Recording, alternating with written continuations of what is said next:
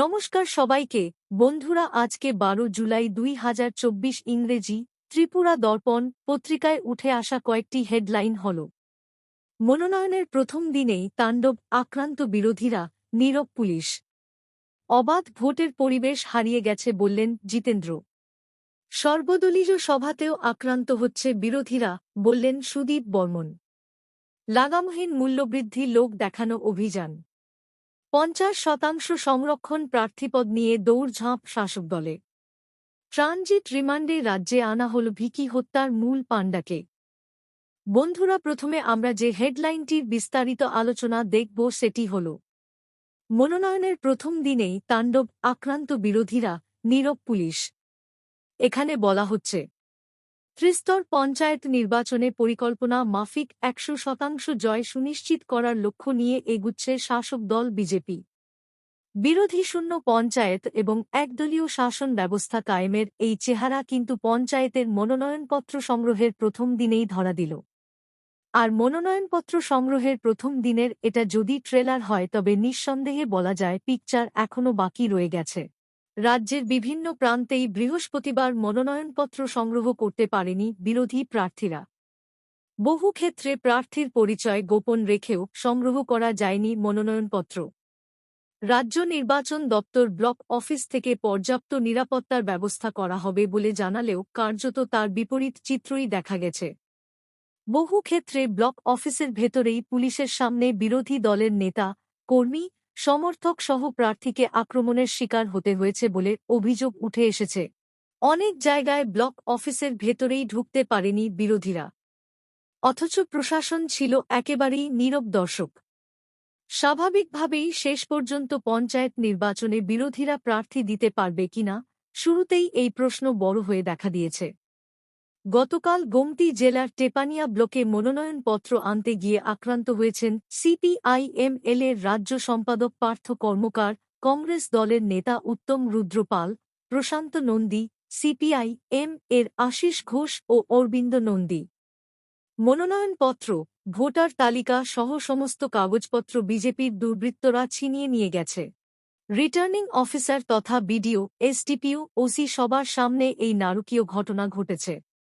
সিপিআইএম-এল এর রাজ্য সম্পাদক এক বিবৃতিতে এমনই অভিযোগ করেছেন।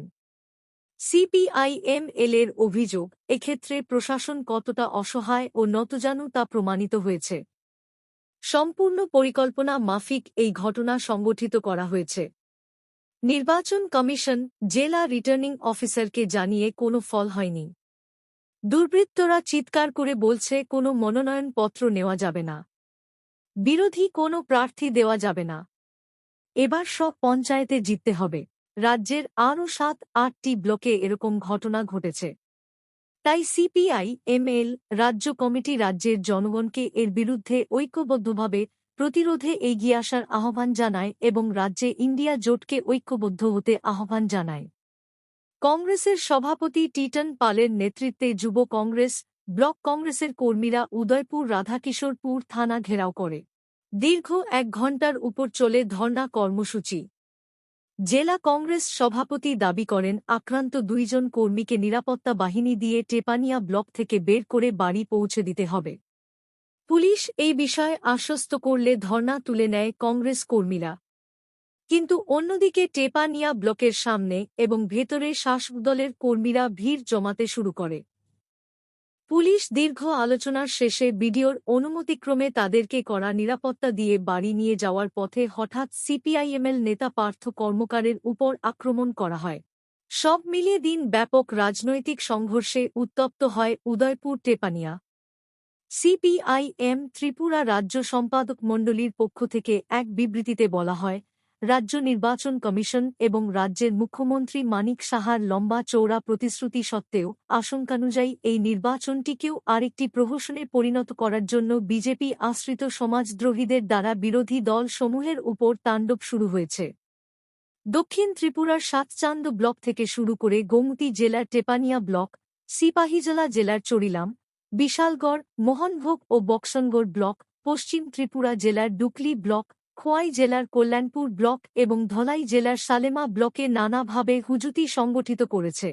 কোনো ব্লকে বিডিওর চেম্বারে ঢুকে বিরোধী দলের সমর্থকদের উপর দৈহিক আক্রমণ, মনোনয়নপত্র কেড়ে নিয়ে ছিঁড়ে ফেলা এবং কোথাও গোটা ব্লক চত্বরকেই আগলে রেখে বিরোধী দলের প্রার্থীদের ঢুকতে না দিয়ে চরম অরাজকতা সৃষ্টি করেছে।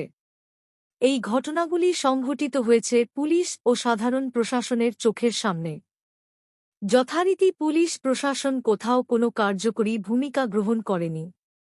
সিপিআইএম রাজ্য সম্পাদক মণ্ডলী বিজেপি দলের এই ফ্যাসিস্টসুলভ ভূমিকা এবং গণতান্ত্রিক অধিকারের উপর আক্রমণের তীব্র নিন্দা জানাচ্ছে। সিপিআইএম রাজ্য নির্বাচন কমিশনের কাছে পুনরায় দাবি জানাচ্ছে অনলাইনে মনোনয়নপত্র দাখিলের সুযোগ প্রদান করার, ভোট কেন্দ্রগুলিতে কেন্দ্রীয় বাহিনী মোতায়েন এবং গোটা নির্বাচনী প্রক্রিয়াকে অবাধ ও শান্তিপূর্ণভাবে সম্পাদনের জন্য যাতে পর্যাপ্ত নিরাপত্তার ব্যবস্থা গ্রহণ করা হয়। ত্রিস্তর পঞ্চায়েত নির্বাচনের মনোনয়নপত্র জমা দেবার প্রথম দিনেই পশ্চিম জেলা পরিষদের ১৭ আসনের মধ্যে ১৫টিতে, দক্ষিণ জেলার জেলা পরিষদের ১৭ আসনের সবটিতেই বামফ্রন্ট মনোনয়নপত্র জমা দিয়েছে। পশ্চিম জেলায় আজ মিছিল করেই বামফ্রন্ট মনোনয়ন জমা দেয়। তার মধ্যে ২টি মনোনয়নপত্রে একটু সমস্যা ছিল। এইগুলো আগামী শুক্রবার জমা দেয়া হবে বলে পবিত্র কর জানান। তিনি জানান, ধমক, ভয় দেখানো, বাধা আছে, তবে আমরাও প্রস্তুত, নির্বাচনের পবিত্রতা রক্ষা করতে আমরা চেষ্টা চালিয়ে যাব। বাকিটা নির্বাচন কমিশন দেখুক। ইন্ডিয়া জোট প্রসঙ্গে পবিত্র কর বলেন, কথা হয়েছে, স্থানীয়ভাবে আলোচনা চলছে। আজ আগরতলায় বামফ্রন্ট মিছিল করেই মনোনয়ন জমা দিয়েছে। মিছিলে সিপিআইএম ত্রিপুরা রাজ্য কমিটির সম্পাদক জিতেন্দ্র চৌধুরী, পবিত্র কর, নারায়ণ কর ও মানিক দে সহ অন্যান্য নেতৃবৃন্দ ছিলেন। উত্তর জেলার ১৭টি জেলা পরিষদের আসনে বৃহস্পতিবার বামফ্রন্ট ৩টি আসনে মনোনয়নপত্র জমা দিয়েছে। শুক্রবার জেলা পরিষদের বাকি আসনে, গ্রাম পঞ্চায়েত ও পঞ্চায়েত সমিতির সব কটা আসনে বামফ্রন্ট মনোনয়ন জমা দেবে বলে ধর্মনগর মহকুমা সম্পাদক অভিজিৎ দেব জানিয়েছেন। এদিকে দক্ষিণ জেলার ১৭টি জেলা পরিষদের সব কটা আসন ছাড়াও ঋষ্যমুখ পঞ্চায়েত সমিতির ১১টির মধ্যে ৯টি এবং ভারতচন্দ্র ব্লক পঞ্চায়েত সমিতির ১১টির মধ্যে ৮টি আসনে বামফ্রন্ট মনোনয়ন জমা দিয়েছে। দক্ষিণ জেলার মনোনয়ন জমা দেওয়ার সময় বাসুদেব মজুমদার, বিধায়ক দীপঙ্কর সেন, জেলা নেতৃত্ব তাপস দত্ত, সুধন দাস, প্রভাত চৌধুরী ও বাবুল দেবনাথ উপস্থিত ছিলেন। জানা গেছে, খোয়াই জেলাতে ইন্ডিয়া ব্লকের আসন সমঝোতা নিয়ে আলোচনা চলছে। খোয়াই জেলা হন পরিষদে ১৩টি আসনে, তেলিয়ামুড়ায় রয়েছে ৭টি আসন ও খোয়াইতে ৬টি আসনে সমঝোতা হবার সম্ভাবনা রয়েছে। আগামী সোমবার সেখানে মনোনয়নপত্র জমা দিতে পারেন তারা। ঊনকোটি জেলার ১৩টি জেলা পরিষদের আসনে ১৭ তারিখ, গোমতী জেলার ১২টি, সিপাহীজলা জেলার ১৭টি, ধলাই জেলার ৮টি জেলা পরিষদ আসন সহ সমস্ত গ্রাম পঞ্চায়েত ও পঞ্চায়েত সমিতির আসনে মনোনয়নপত্র জমা দেবার বিষয়টি চূড়ান্ত হয়ে গেছে। বন্ধুরা, খবর আপাতত এই পর্যন্ত। বন্ধুরা, ভিডিওটি ভালো লাগলে লাইক, শেয়ার, সাবস্ক্রাইব করে আমাদের সঙ্গে থাকুন। ধন্যবাদ সবাইকে ভিডিওটি দেখার জন্য।